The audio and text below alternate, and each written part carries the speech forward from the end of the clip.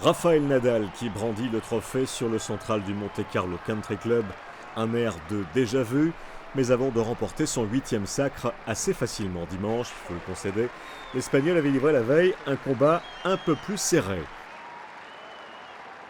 Retour en arrière donc, demi-finale, samedi après-midi, face au roi Nadal. L'outsider du jour, c'est lui, Gilles Simon. Dès le début de cette demi-finale, le Français commet peu de fautes, solide, en fond de cours, il enchaîne les rallyes et en gagne un certain nombre.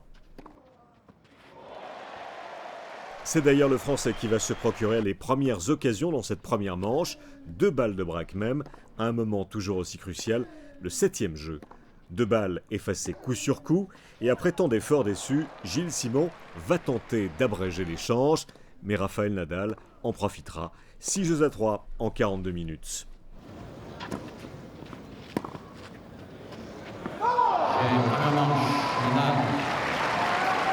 La seconde manche ira dans le même sens. Le central penche en faveur de Simon, mais c'est l'Espagnol qui accentue son avance.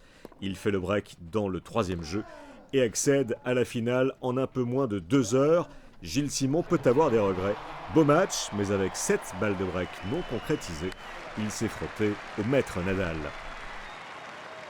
Il n'y a pas eu d'exploit, je pense que j'ai manqué de réalisme sur les quelques occasions que j'ai eues et comme toujours, face à ces mecs-là, ça pardonne pas. Je savais que j'avais les armes pour faire un bon match face à lui, mais il fallait encore le faire parce que tout peut aller très vite. Très vite, c'est le mot, mais Nadal, on le sait, n'est pas pressé pour autant. Le lendemain, en finale, opposé au numéro 1 mondial, il réussira à rompre une série de 7 défaites consécutives face aux joueurs serbes. Régulier et précis en première balle, Rafa prend Djokovic à la gorge d'entrée de jeu. Dans les échanges, longueur de balle impressionnante, agressivité, maîtrise tactique, Nadal pousse Djoko à la faute. Et la finale est pliée en 1h18 à peine, 6-3, 6-1.